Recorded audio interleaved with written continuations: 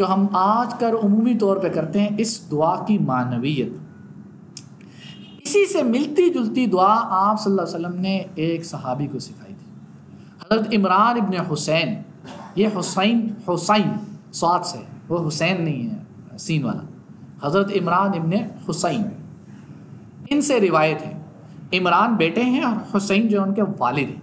تو حسین جو والد ہیں، ان والد کا یہ واقعہ ہے، ان کے والد کا واقعہ. تو وہ کہتے ہیں کہ قال النبی صلی اللہ علیہ وسلم لأبی، یعنی عمران کہتے ہیں کہ میرے، عمران رضی اللہ عنہ وہ بھی صحابی تھے، کہ میرے والد سے یہ کہا نبی کریم صلی اللہ علیہ وسلم نے، فرمایا یا حسین کم تعبد اليوم الہ، آج کتنے خداؤں کی پوجا کی ہے، یعنی ایک دن میں تم کتنے خداؤں کی پوجا کرتے ہو، بتاؤ. مشرک تھے نا. تو انہوں نے جواب دیا قال ابی، یعنی حضرت عمران کہتے ہیں میرے والد صاحب نے جواب دیا 7. اچھا 7 ستۃ فی الارض و واحدا فی السماء، 6 زمین میں ایک آسمان میں. تو آپ صلی اللہ علیہ وسلم نے فرمایا ٹھیک ہے. قال آپ سے فرمایا فأیہم تعد لرغبتک ولرہبتک، یعنی جب تمہیں کوئی خواہش مانگنی ہو یا کسی چیز سے ڈر لگا ہو، تو ڈر کے موقع پر اور خواہش کو اور خوف کو دور کرنے کے لیے اور خواہش کو پورا کرنے کے لیے کس کو پکارتے ہو؟ کس کو تم گنتے ہو، کاؤنٹ کرتے ہو اس مقصد کے لیے؟ کون ہے تمہارے نزدیک جس کو اس مقصد کے لیے پکارو گے؟ سیم ہندوؤں والا سسٹم. آپ نے فرمایا کس کو پکارتے ہو؟ تو قال الذی فی السماء، جو آسمان میں، اسی سے اپنی رغبتیں بھی مانگتا ہوں. اور رہبہ کہتے ہیں رہب، خوف، رہب کی صورت میں خوف جو طاری ہوتا ہے اس وقت اس سے رجوع کرتا ہوں. اور یہ چیز اللہ پاک نے قرآن میں دوسری جگہ کہا بھی ہے. وہ مشرک کرتا ہوں جب کشتی میں جاتے ہیں نا، حالات تنگ ہوتے ہیں، اوپر موج آ جاتی ہے، تو کیا کہتے ہیں اے اللہ تو ہی ہے، بچا لے، پھر ہم شرک نہیں کریں گے، پھر جا کے پھر وہی کام شرک کرتے ہیں. تو اسی انداز سے کہا. تو قال یا حسین اما انک لو اسلمت، ارے ایک بات سن لو، اگر تم اسلام لے آئے نا، علمتک کلمتین، میں تمہیں 2 کلمے سکھاؤں گا، تنفعانی کا جو تمہیں فائدہ دیں گے. 2 کلمے میں سکھاؤں گا جو تمہیں فائدہ دیں گے جب تم اسلام لے آئے. تو قال فلما اسلم حسین، راوی کہتے ہیں ان کے بیٹے کہتے ہیں جب میرے والد صاحب جو ہے اسلام لے آئے، قال یا رسول اللہ علمنی الکلمتین اللتین وعدتنی، کہ مجھے وہ کلمے سکھا دیجئے جن کا آپ نے مجھ سے وعدہ کیا تھا. وہ کون سے 2 کلمے؟ تو فقال، آپ صلی اللہ علیہ وسلم فرمایا قل اللہم الہمنی رشدی وأعذنی من شر نفسی. 2 جملے سمجھا دی. پہلا جملہ ہے اللہم الہمنی رشدی، اے میرے اللہ مجھے الہام کر دیجئے، میرا رشد، میری ہدایت، میری رہنمائی، مجھے الہام کر دیجئے. اور دوسرا فرمایا وأعذنی من شر نفسی، اور مجھے بچا لیجئے، اعاذ یعوذ سے ہے، اعوذ باللہ جیسے پڑھتے ہیں، پناہ میں لے لیجئے، مجھے محفوظ کر لیجئے میرے شر کے نفس سے، میرا جو نفس ہے اس کے شر سے مجھے محفوظ کر لیجئے. یہ 2 کلمے سے. اب اس کے پیچھے ذرا دیکھیے، میں آپ کو اللہم الہمنی رشدی، الہمنی یہ لکھا ہو بھی دے دوں گا، میں انشاءاللہ واٹس ایپ کر دوں گا اس میں سے پوری دعا، کہ اللہم الہمنی رشدی وأعذنی من شر نفسی. اچھا اب اس کو دیکھیں نا، تو آج کل جو لوگ جتنے بھی کام کر رہے ہیں، جتنے لوگ بھی ہیں، وہ 3 طرح کے لوگ ہیں. وہ 3 طرح کے لوگ سمجھنے سے پہلے ایک بات سمجھیے کہ ہر بندہ ہر کام کے لیے پیدا نہیں ہوا.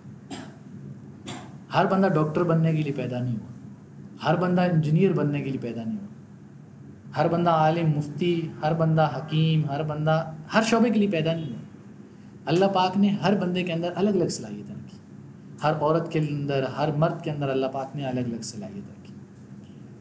وہ صلاحیتیں ایک کے اندر ہیں، دوسرے کے اندر ویسی مکمل طور پہ نہیں ہو سکتی. اور ہر بندے کو نا ایک نمایاں اللہ پاک صلاحیت سے نوازتے ہیں، جس کو ہم اس کا ایک خاصہ کہہ سکتے ہیں، نمایاں صلاحیت کہہ سکتے ہیں. کسی کے اندر شرارت کرنے کی صلاحیت نمایاں ہوتی ہے، کسی کے اندر سوچنے کی صلاحیت، کسی کے اندر مثلا چیز کو اچھے انداز سے پیش کرنے کی صلاحیت ہوتی ہے. مختلف صلاحیتیں ہیں، ہر ایک کے اندر الگ الگ ایک نمایاں صلاحیت ضرور ہوتی ہے. اچھا یہ بات سمجھنے کے بعد آپ دیکھیں گے تو لوگ 3 طرح کے ہیں. ایک وہ لوگ ہیں جو اللہ تعالیٰ نے ان کے اندر بائی ڈیفالٹ صلاحیتیں رکھی ہوئی ہیں، ان پہ بھی ورکنگ نہیں کرتے اور بس زندگی میں کمانے کی کوشش کر رہے ہیں. یعنی جو صلاحیتیں ہیں ان پہ ورکنگ نہیں کرتے، جو آلریڈی ہیں تھوڑی بہت ان کو استعمال کر کے بس کما رہے ہیں، کام چلا رہے ہیں. یعنی دوسرے لفظوں میں کہوں کہ ان کو نہ کام کرنا آتا ہے اور نہ کام کرنا انہوں نے صحیح طرح سیکھا ہے، بس جگاڑ لگا جہاں جو لگ گیا کر لیا. اس کو آپ کہہ سکتے ہو کہ ان کی زندگی ساری زندگی ہارڈ ورکنگ میں گزرتی ہے. اب یہ مزدور ہے، نہ انہوں نے کام سیکھا نہ ان کو کام اس طرح کرنا آتا ہے، بس جو کام مل گیا کر لیا، جس طرح کام کر لیا وہاں اسی وقت سیکھیں گے اسی وقت کریں گے.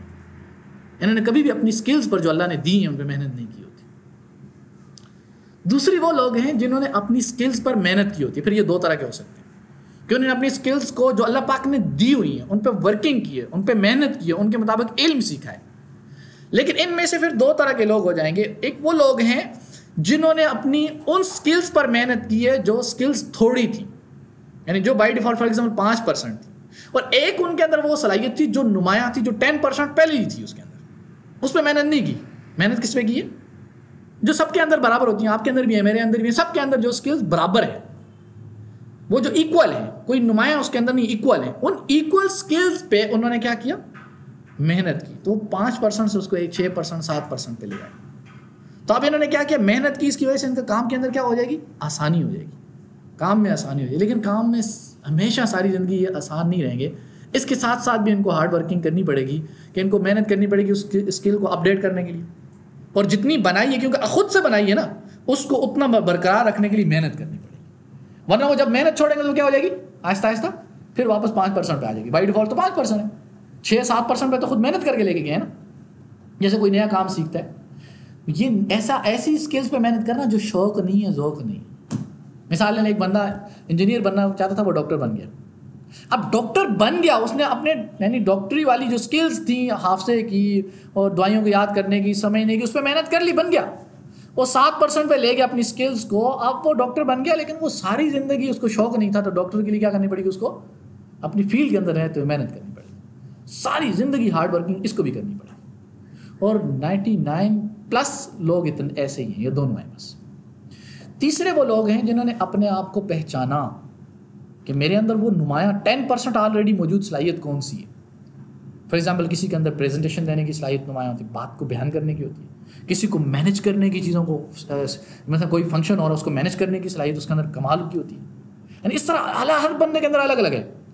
مثلا کسی کو کمپیوٹر کو کھولنے کی، جوڑنے کی، یہ اس کو شوق ہے، بس کھوج میں لگا رہتا ہے، اس کو ایسے اچھا ایسے آئیڈیاز کریٹ کرتا رہتا ہے.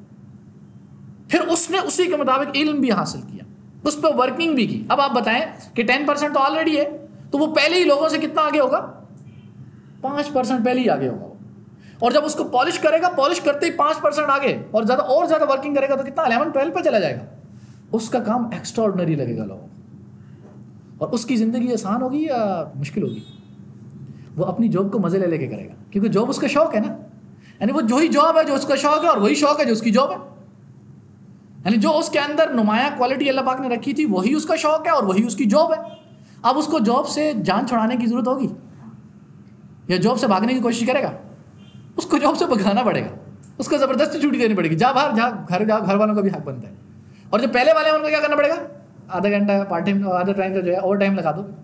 آدھا گھنٹہ آپ نے رکنا ہے، گھنٹہ رکنا ہے، وہ کیا ہوگا؟ موت لگے گا. اور جب چھٹی ہوگی، ویکینڈ آئے گا، ان کو کیا لگے گا؟ عید ہو جائے گی. اور اس کی چھٹی ہوگی، ویکینڈ کیا ہوگا؟ وہ پھر بھی گھر میں وہی لے کے بیٹھا ہوگا، پھر بھی اسی پہ کام کر رہا ہوں. یہ کون ہے؟ یہ وہ لوگ ہیں جو اسمارٹ ورکنگ کرتے ہیں اور زندگی ان کی پرسکون جیتے ہیں. اب میں ایک مثال میں ایک کام کرتا ہوں، میں آپ لوگوں کو آ کے ایک سبق پڑھاتا ہوں. میں جا کے مختلف جگہوں پر پریزنٹیشن دیتا ہوں. اگر یہ میرا شوق نہیں ہے نا، تو میرا یہ وہ کام ہے جو پہلے 2 لوگوں کا رکھا ہے. چلے میں سیکھ لیا، تھوڑا سا بہتر ہو جائے گا، لیکن مجھے کیا ہوگا؟ ایک کام لگے گا. یہ میں کام کی طرح کروں گا. تو کام سر پہ کیا ہوتا ہے؟ سوار ہوتا ہے، برڈن لگتا ہے. لیکن اگر یہی میرا شوق ہو اور مجھے شوق ہی میری جاب بن جائے تو پھر کیا ہوگا؟ پھر تو میں تو موقع تلاش کرتا پھروں گا. یہاں ہو جائے، اچھا وہاں بھی کرا دو یار، وہاں بھی کرا دو، وہاں بھی کرا دو. تو پھر کیا ہوگا؟ میں اس شوق کا تو کوئی مل نہیں ہے نا. شوق کے لیے تو پھر ہر جگہ جانا ہوتا ہے نا. اور وہی شوق آپ کا کام بن جائے. یعنی دوسرے لفظوں میں یہ کہوں گا کہ آپ شوق کو کام بنا لیں یا اپنے شوق کو کام میں انوالو کر لیں، شوق کے مطابق کام کرنا شروع کر دیں. اب آپ بتائیں زندگی سکھی ہو جائے گی، سکون میں آئے گی نہیں آئے گی؟ بہت ساری پرابلم ہماری یہی ہیں. اور اس کے لیے آپ صلی اللہ علیہ وسلم نے یہ دعا سکھائی ہے کہ اللہم الہمنی رشدی. تھا نا سوال کہ ہم کیسے حاصل کریں. بعض لوگوں کو زندگیاں بیت جاتی ہیں، ان کو پتہ نہیں چلتے میں بنا کس لیے تھا. اور عمومی طور پہ جوانی میں یہ پتہ نہیں چلتا. پتہ ہے کیوں؟ کہ جوانی میں سب ہو سکتا ہے, سب کر سکتا ہوں, جوش ہوتا ہے نا, اور جوش میں پتہ نہیں لگتا میں کر سکتا ہوں, میں یہ بھی کر لوں گا, یہ بھی کر لوں گا, یہ بھی کر لوں گا. وقت گزرنے کے ساتھ ساتھ محسوس ہونے لگتا ہے یہ برڈن ہے یار, یہ نہیں کر سکتا, اس کو چھوڑ دو, اس پروجیکٹ کو چھوڑ, اس پروجیکٹ کو چھوڑ, اس کو چھوڑ. پھر آہستہ آہستہ کر کے اسکیوز کرتے کرتے وہ ایک پوائنٹ پہ آ جاتے ہیں, وہ اسی پوائنٹ پہ کہتے ہیں بس اسی پہ ورکنگ کروں گا, پھر اسی پہ جینا. 40-50 کے بعد وہ چند اس کی ایکٹیویٹیز ہوتی ہیں, وہ ایک بن جاتی ہیں, اس پہ کام چلتا رہتا ہے اس کا. لیکن جوانی کے اندر کیا سب کروں گا بھائی, یہ سب کہاں کرو گے, نہیں کر سکتے. جوانی کا جوش ہوتا ہے. تو اس وقت کیا دعا مانگی جو اصحاب کہف نے مانگا. اصحاب کہف نے کہا ہمیں نہیں پتا ہم نے کیا کرنا ہے, ہمیں آپ کیا کر دیجئے, مہیا کر دیجئے ہمارے رہنمائی کہ ہم نے کرنا کیا. انہوں نے کیا کرنا تھا, سونا تھا. اللہ پاک نے ان کو سلا دیا. تو ہم نے کیا کرنا ہے, ہم اللہ سے دعا مانگیں اللہم الہمنی رشدی, اے اللہ تو ہمیں ہماری رہنمائی عطا کر دے, ہم نے کیا کرنا ہے, کیا بننا ہے, وہ ہمیں عطا کر دے. جب یہ دعا مانگیں گے تو اللہ پاک ہمارے لیے راہیں کھول دیں, ہمیں وہ راہیں دکھا دیں گے جو ہمارا زندگی جس مقصد کی بنی ہے وہ, اور جس طرح کے ہم ہیں ہمارے مزاج کے مطابق ہماری فیلڈ مل جائے گی. مثال لیں, آپ کسی عالم سے مسئلہ پوچھتے ہیں, آپ کے مزاج کے مطابق کا بندہ نہیں, وہ آپ کی بات ہی نہیں سمجھ پائے گا. آپ کسی صوفی سے تعلق قائم کرتے ہیں, آپ کہتے ہیں چلو بھائی ان سے ملیں گے ذرا اصلاح ہو جائے گی, میں نیک بن جاؤں گا, آپ کا مزاج ہی نہیں ملتا. ان کے نتیجہ کیا نکلا, آپ کی اصلاح ہوگی. یعنی آپ ایسے فارمیلٹی پوری کرنے کے لیے مجلس میں چلے گئے, کام چلتا رہے گا, لیکن مزہ نہیں آئے گا, آپ کو شوق نہیں ہوگا, آپ اس کی سرچنگ نہیں کرتے رہیں گے, ہوتا ہی نہیں ہوتا, کب ہوتا ہے, کب آئیں گے, کب ہوگا, کیا ہوگا, یعنی آپ اس کے پیچھے نہیں پڑ دیں گے. لیکن ایک آپ کو شوق ہے, اور ان کی جو مجالس ہوتی ہیں وہ بالکل آپ کے شوق کے مطابق ہوتی ہیں, تو پھر کیا ہوگا, آپ ہر وقت ٹو میں لگے رہیں گے, کب مجلس ہوگی میں جاؤں, اور پھر گھر والوں سے بھی چپکے سے نکل جائیں گے. یہ کیوں ہوگا, یہ آپ کے شوق کے مطابق, یہ جاننا ہے. اس لیے تصوف کی فیلڈ میں بھی ہر جگہ کہتے ہیں کہ اپنے مزاج کے مطابق کے لوگوں سے ملو, تاکہ وہ آپ کی رہنمائی صحیح کر پائیں گے. اور آپ اپنے مزاج کو جب جانیں گے ہی نہیں, پتہ ہی نہیں ہوگا. میں لوگوں سے عمومی طور پہ یہ ٹاسک دیتا ہوں, میں کہتا ہوں آپ اکیلے بیٹھ کے سوچو یہ کیوں کر رہے ہو آپ, پھر اپنے اندر وہ صلاحیتیں دیکھو, کون کون سی صلاحیتیں آپ کیا کر سکتے ہیں. ایک بندہ میرے پاس آیا, اس نے موبلنگ کے اندر کام کیا تھا, وارد کے اندر تھا, پھر وہ مرج ہوگی جو بھی ہوا, آیا 12 سال کا ایکسپیرینس تھا. مجھے کہنے لگا کہ یہ ایکسپیرینس ہے, اس کی بیس پر ہمیں نوکری چاہیے. ہمارے کمپنی میں ادارے میں سے کچھ جابس تھیں, تو اس سے انٹرویو کے لیے میں بھی اس میں کچھ جگہوں پہ ہم ہوتے ہیں, شریعہ کے پوائنٹ آف ویو سے ہم دیکھتے ہیں چیزوں کو. تو بہرحال اس نے میں نے اسے کہا کیا ایکسپیرینس ہے, کہنے لگا یہ ہے. میں نے کہا یہ نہیں ہے, یعنی ساری ہسٹری سننے کے بعد میں نے کہا یہ نہیں ہے آپ کا. کہنے لگا کیا ہے, آپ بتائیں مجھے کیا. میں نے کہا آپ بتاؤ نا.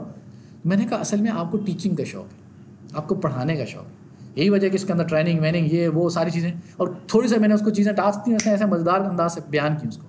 لیکن ٹیکنیکل چیزوں میں گیا تو وہ نیند آنی شروع ہوگی اس کو, یعنی وہ عجیب سی سچویشن اس کے ساتھ. لیکن بہرحال جب اس کے سامنے چیز آئی تو اس سے کہا شوق ہے. کہنے لگا تو میرے ٹیچنگ کا تو ایکسپیرینس ہی نہیں ہے. ارے میں نے کہا اللہ کے بندے یہ ٹریننگ کیا ہے, پروڈکٹ سمجھانا کیا ہے, مارکیٹنگ کرنا کیا ہے, یہ ٹیچنگ نہیں ہے تو کیا ہے. اس سے جو تمہارے اندر ایک شخصیت بنی ہے, اس کو کبھی دکھا سکتے ہیں آپ کہ میں ٹیچنگ کی یہ صلاحیت رکھتا ہوں, اسکلز ہیں میرے پاس. یہ آپ خود جان سکتے ہیں, لوگ نہیں جانتے. ان کو جان کے آپ ورکنگ شروع کریں. میں نے اسے کہا ایک پروجیکٹ بنائیں, آپ 12 سال کے ایکسپیرینس کی بیس پر آپ یونیورسٹیز کو آفر کریں کہ میں موبلنگ کے پورا سسٹم آپ کو سمجھاؤں گا, یہ ورکنگ کیسے کرتے ہیں, یہ پروڈکٹ بنتی کیسے ہیں, پروڈکٹ ڈیولپمنٹ کو فلاں چیز کو. ٹیچنگ کی صلاحیت ہے نا. ٹیچنگ کیا ہوتی ہے, انفارمیشن کو کلیکٹ کرنا, الائن کرنا, دین اس کو اچھے انداز سے ڈیلیور کرنا. کیونکہ انفارمیشن تو آلریڈی کلیکٹ ایگزسٹ کرتی ہیں, کوئی سائنس کا کام تو نہیں ہے نئے مفروضے قائم کر کے اس کے اوپر ورکنگ کرنا, وہ تو ایک ریسرچ ہو جائے گی. لیکن آپ ٹیچنگ کیا ہوتی ہے, انفارمیشن کو کلیکٹ کر کے الائن کرنا, بہترین انداز میں جمع کرنا اور اس کو بہترین انداز میں پیش کرنا. میں نے کہا یہ تمہارا تو ملکہ ہے, کمال ہے. تو اب یہی ہمارے اندر اپنے اندر دیکھیں, ہم غور کریں کہ ہمارے اندر صلاحیتیں کون سی, اس کے لیے ساتھ ساتھ یہ دعا مانگنی. لیکن اس سے ڈی ٹریک کرنے والا پتہ کون ہے, ڈی ٹریک کرنے والا کون ہے اس سے. اور اگلا جملہ ہی وہی فرمایا اللہ آپ سب کہ وَأَعِذْنِي مِن شَرِّ نَفْسِي. ہماری خواہشات جو ہے نا وہ ہمیں ڈی ٹریک کر دیتی. یعنی یہ ایک مثال ہے, بچے ہیں نا, اب بالکل ہمارا انداز پیور بچوں والا ہے, صرف ہم اپنے آپ کو بچہ نہیں سمجھتے. بچہ وہاں کھڑا ہے, اس کو آپ بلائیں, وہ آ رہا ہے آپ کی طرف, آتے آتے اس کو راستے میں چاکلیٹ پڑی ہوئی ملی, کیا ہوگا, وہ یہ بھول جائے گا میں جا کہاں رہا تھا, وہ چاکلیٹ لے کے بیٹھ کے کھانا شروع کر دے گا. اور پھر اس کے بعد آپ دوبارہ اسے کہیں گے آ جا, وہ پھر اس کو خیال ہے وہ بابا بلا رہے تھے, وہ پھر آ جائے گا. اچھا تھوڑا آگے جائے گا, نیچے آگے 20 پڑی ہوئی تھی, کوئی بھی مکوڑا, لال بیگ, کچھ بھی تھا, اس کو ڈر کے ادھر بھاگ جائے گا, اس کو بھول جائے گا میں کیوں جا رہا تھا. پھر آپ نے اس کو بھگایا, پھر بلائیں گے آ جاؤ بیٹا.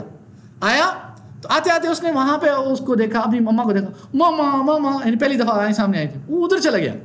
اچھا ابھی پہنچا نہیں ہے, پھر آ کر بیٹا ادھر آ جاؤ. پھر اس کو خیال لگا اچھا مجھے بابا بلا رہے تھے, پھر آنے لگا. جب ادھر آنے لگا تو اس نے ادھر دیکھا وہ کاپی, اور کاپی تھوڑی سی پھٹی ہوئی تھی. اس نے کہا وہ بابا میری بہن نے کاپی جو ہے پھاڑی تھی نا, اب اس کو کاپی سے کیا خیال آ گیا, بہن کا خیال آ گیا تو بہن کا خیال آیا اور بہن کے پیچھے پڑ گیا، وہ کہاں ہے، وہ بھاگ کے اس کی طرف جانے لگا، وہ بیٹا ادھر آؤ. کتنی جگہ سے ڈیٹریک ہوا ہے، یہ کون کر رہا ہے؟ یہ نفس اندر کی خواہشات کر رہے ہیں. تو ہم بھی کسی چیز کو پانے کے لیے چلتے ہیں نا، تو ہوتا ہے کیا ہے، آگے چلے تھوڑا سا مشن بنا کے چلے تو وہ تھوڑی سی چیز نظر آتی ہے، او فیس بک میسج چیک کیا، میسج سے کہاں سے کہاں پہنچ گیا، اچھا ادھر ٹویٹر پہ چیک کیا، ادھر سے کہاں سے کہاں پہنچ گیا. یہ بالکل اس بچے والا معاملہ ہے. اس کو کوئی چاکلیٹ ہے، وہی وہ چیزیں چاکلیٹ ہے. اسی طرح ہماری بھی اپنی اپنی چاکلیٹس ہیں نا. کسی کی چاکلیٹ کیا ہے، کوئی خوف دلانے والی یا اٹریکٹ کرنے والی جس کے اندر اٹریکشن ہے، وہ الگ الگ چیزیں ہمارے لیے. ہم اس طرح اپنے آپ کو بچہ نہیں کہتے، ہم بڑا کہتے ہیں اپنے آپ کو، لیکن ہم بالکل پیور اس طرح بچے نفس کے اعتبار سے. تو نفس ہمیں کیا کر رہا ہوتا ہے، ان النفس لامارۃ بالسوء، وہ ہمیں بار بار کہتا ہے یہ کر دو. جیسے اس بچے کو کہتا ہے نا چاکلیٹ خود کہہ رہی ہے، چاکلیٹ نہیں کہہ رہی، اس چاکلیٹ سے جو بچے کا نفس کا تعلق ہے نا، خواہش کا تعلق ہے، وہ خواہش کہہ رہی ہے کھا لو. لیکن اگر بچے کو اس چاکلیٹ کا پتہ نہ ہوتا، اس چاکلیٹ کے ساتھ اس کی خواہش ریلیٹ اس نے نہ کی ہوتی، اس کا کوئی کنیکشن نہ ہوتا، وہ چاکلیٹ کے لیے رکتا. مثلا آپ نے بچے کو چاکلیٹ نہیں کھلائی، آپ نے بچے کو مطلب کوئی بھی چیز اس طرح کی چیزیں، اس نے اس امی کو پہلی دفعہ دیکھا نہیں، گئی وہ گئی 3 سال بعد آئی ہے، اس نے بہن کو نہیں دیکھا، کاپیز کے ساتھ اس کا ریلیشن شپ نہیں ہے، وہ ڈائریکٹ آئے گا نہیں آئے گا، سیدھا ادھر آئے گا، کیونکہ ڈی ٹریک کرنے والی کوئی چیز نہیں ہے اس کو. لیکن جو انسان کا علم بڑھتا چلا جاتا ہے، ڈی ٹریک کرنے والی چیزیں بڑھتی چلی جاتی ہیں، خواہشات ڈیولپ ہوتی ہیں، ضروریات ڈیولپ ہوتی ہیں. تو انسان کیا ہوتا ہے، کبھی ادھر کبھی ادھر، کبھی ادھر کبھی ادھر، اس کو پتہ نہیں چلتا میں کر کیا رہا ہوں. پھر ایک وقت ایسا آتا ہے وہ بھول جاتا ہے میں کر کیا رہا تھا. اور جب اسے خیال آتا ہے 10 سال گزر گئے یار، میں جو مشن میں نے ایک دفعہ بنایا تھا، فائل بنائی تھی ایک دفعہ اپنی زندگی کا مقصد بنایا تھا، وہ اچھا یار وہ تو بھول گیا، کیوں بھولا. اور پھر وہ دوبارہ بیٹھ کے ابھی ریلیکس بیٹھ کے غور کرے گا نا، اچھا میں نے جب کالج سلیکٹ کیا تھا تو میں نے یہ بنایا تھا، میں ایسا کروں گا، اور میں نے کسی سے مشورہ کیا تھا، اچھا وہ کاپی پرانی مل گئی اس کو، اور یہ تو مذاق لگ رہا ہے اب تو. کیونکہ اس کے بعد میں کالج میں جب گیا تو فلاں دوست ملا، اس دوست نے یہ کہا، اس نے یہ کہا، یہ سلیکٹ کرو، میں نے یہ کر لیا. پھر دین یہ کورس تھا، یہ کورس میں نے سلیکٹ کر دیا، میں تو یہ جانا چاہ رہا تھا، میری یہ ڈائریکشن ادھر جانی تھی، ادھر چلنا شروع ہو گیا.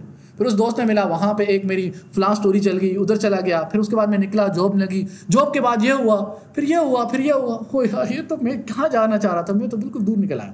یعنی میں جانا چاہ رہا تھا مغرب اور میں تو مشرق میں نکل آیا. اب کیسے پیچھے جاؤں؟ میں کہتا ہے یار کرنا تو واقعی یہی تھا. میں نے افسوس ہوتا ہے نا. لیکن اگر ابھی سے ہم اپنی نگرانی کریں اور یہ دعا مانگیں کہ اللہم الہمنی رشدی، کہ اللہ مجھے میری رشد اور ہدایت نواز دے، تو اللہ تبارک تعالیٰ وہ رشد اور ہدایت نواز بھی دے گا. اور دوسری دعا ہم کریں اسی کے ساتھ، وَأَعِذْنِی مِن شَرِّ نَفْسِی. یہ دعا انشاءاللہ میں واٹس ایپ کر بھی دوں گا، لیکن یہ دعا مسلسل مانگے تو آپ سمجھ آئے گا. یہ دعا کبھی نہ مانگے اللہ مجھے اس جیسا بنا دے، مجھے فلاں جیسا بنا دے، مجھے امام بخاری جیسا بنا دے، مجھے فلاں جیسا بنا دے. نہیں، کیوں؟ ہر بندہ الگ الگ صلاحیتیں رکھتا ہے. میں جیسا ہوں مجھے ویسا بنا. آپ کو مجھے میرے بارے میں پتہ ہے میں کیسا ہوں، لہٰذا مجھے ویسا بنا دے، مجھ سے ویسا کام لے لے، اور میری صلاحیتوں کو ویسے نکھار دے، مجھے ویسے مواقع مہیا کر دے، میرے لیے ویسے اسباب مہیا کر دے. یہ دعا مانگی. تو اللہ تعالیٰ سے ہم بھی دعا مانگیں. اللہ پاک نے ہمیں جس مقصد کے لیے پیدا کیا ہے، اور جو اللہ پاک نے ہمیں نمایاں صلاحیتیں عطا کی ہیں، تو اللہ پاک ان کو جاننے کی اور اس کے مطابق بننے کی توفیق عطا فرمائے. سبحان ربک رب العزت عما یصفون.